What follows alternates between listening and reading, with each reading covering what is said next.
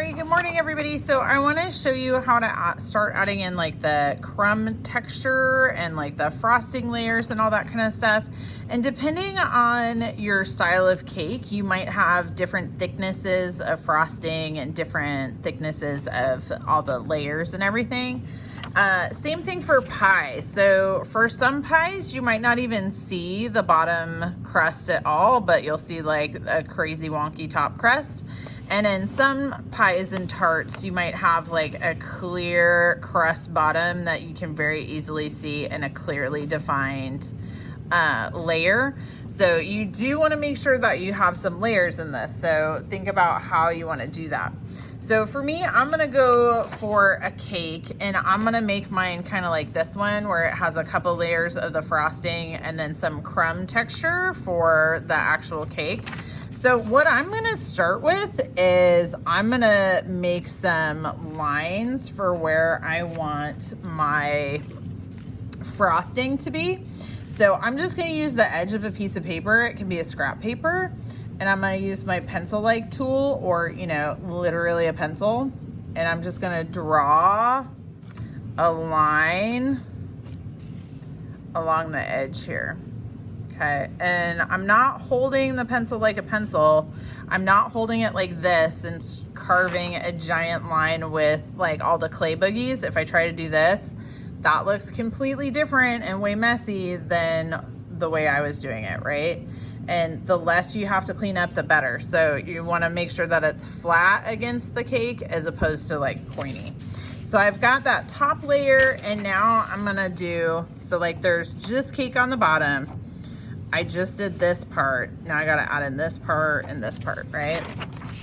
So I'm gonna guesstimate and be like, okay, that looks pretty cakey right there. That looks like a pretty decent slice of the layer for the cake.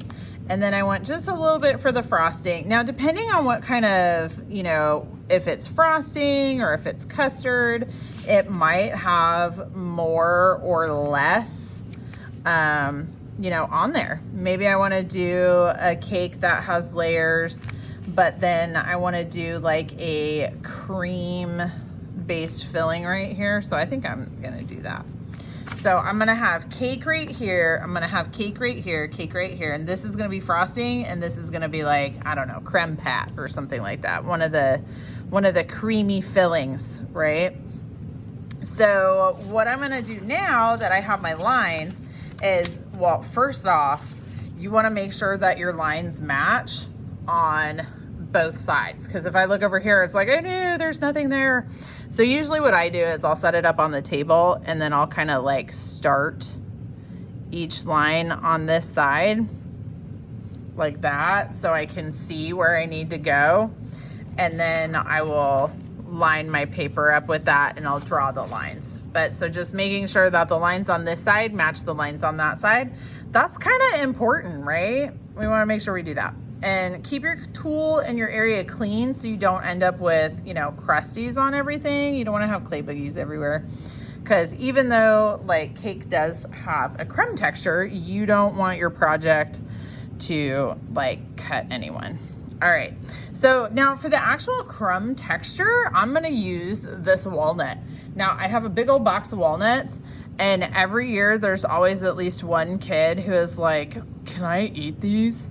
I would recommend against that. These suckers, some of these are like 20 years old and I don't think you want to be eating no 20-year-old thing. Plus, you know, we've been sanitizing them as well. So they're old. They have like sanitizing solution on them.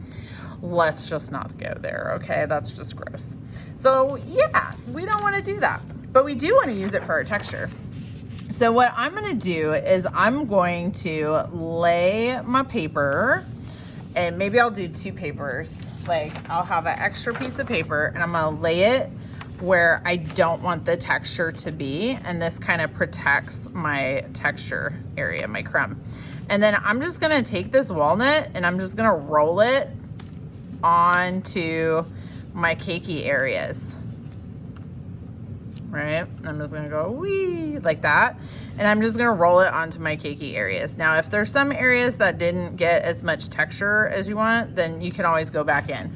The other thing is if your masking with the paper didn't work exactly, you can always go back in with your finger or a tool and just smooth out the edge if you need to.